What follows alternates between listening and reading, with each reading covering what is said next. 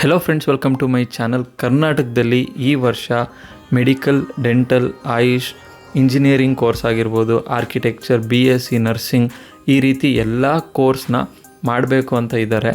ಇದಕ್ಕೆ KCET application ಹಾಕಲೇಬೇಕು ಅಂತ ನಮ್ಮ KEAದವರು ಹೇಳಿದ್ದಾರೆ. ಸೊ ನಿಮಗೆಲ್ಲ ಗೊತ್ತಿರೋ ಹಾಗೆ KCET ಅಪ್ಲಿಕೇಶನ್ ಆಲ್ರೆಡಿ ಸ್ಟಾರ್ಟ್ ಆಗಿದೆ. ಸೊ ನೀವು ಅಪ್ಲಿಕೇಶನ್ ಫಾರ್ಮ್ ಫಿಲ್ ಮಾಡಬೇಕಾದ್ರೆ ಅಲ್ಲಿ ನಿಮಗೆ 12th ಸ್ಟ್ಯಾಂಡರ್ಡ್ ಸ್ಟೂಡೆಂಟ್ ನಂಬರ್ ಅಥವಾ ರಿಜಿಸ್ಟರ್ ನಂಬರ್ ಅಂತ ಕೇಳಿದ್ದಾರೆ. ಇಲ್ಲಿ ಏನು ಫಿಲ್ ಮಾಡಬೇಕು ಅಂತ ನಿಮಗೆ ಗೊತ್ತಾಗ್ತಾ ಇಲ್ಲ, ಯಾಕಂದರೆ ರಿಜಿಸ್ಟರ್ ನಂಬರ್ ಇನ್ನೂ ಸಿಕ್ಕೇ ಇಲ್ಲ.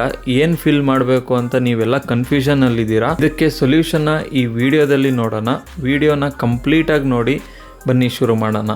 ಅದಕ್ಕಿಂತ ಮುಂಚೆ ಹೇಗೆ 2024 KCET ಅಪ್ಲಿಕೇಶನ್ ಫಾರ್ಮ್ನ ಫಿಲ್ ಮಾಡೋದು ಅಂತ ನಾನು ಡೀಟೇಲಾಗಿ ವಿಡಿಯೋ ಮಾಡಿ ಚಾನಲ್ಗೆ ಅಪ್ಲೋಡ್ ಮಾಡಿದ್ದೀನಿ. ಆ ಲಿಂಕ್ ಸಹ ನಾನು ಡಿಸ್ಕ್ರಿಪ್ಷನಲ್ಲಿ ಕೊಟ್ಟಿರ್ತೀನಿ. ನೀವು ದಯವಿಟ್ಟು ನೋಡಿ, ಯಾವುದೇ ಥರದ ಮಿಸ್ಟೇಕ್ನ ಮಾಡಬೇಡಿ. ಸೊ ಇವಾಗ ನಿಮಗೆ ಸ್ಟೂಡೆಂಟ್ ನಂಬರ್ ಅಥವಾ ರಿಜಿಸ್ಟರ್ ನಂಬರ್ ನಿಮಗೆ ಬೇಕು. ಅದಕ್ಕೆ ನೀವು ಏನು ಮಾಡಬೇಕು ಅಂದರೆ, ನಿಮ್ಮ ಕಾಲೇಜಲ್ಲಿ ಹೋಗಿ ನನಗೆ ಸ್ಟೂಡೆಂಟ್ ನಂಬರ್ ಬೇಕು ಅಂತ ಕೇಳಿ. ಸದ್ಯಕ್ಕೆ ನಿಮಗೆ ರಿಜಿಸ್ಟರ್ ನಂಬರ್ ಸಿಗಲ್ಲ. ಸೊ ನಿಮಗೆಲ್ಲ ಗೊತ್ತಿರೋ ಹಾಗೆ ಫೆಬ್ರವರಿಯಲ್ಲಿ ಪ್ರಾಕ್ಟಿಕಲ್ ಎಕ್ಸಾಮ್ ಬರುತ್ತೆ. ಆ ಟೈಮಲ್ಲಿ ನಿಮಗೆ ಕಾಲೇಜವರು ಸ್ಟೂಡೆಂಟ್ ನಂಬರ್ ಅಂತ ಕೊಡ್ತಾರೆ.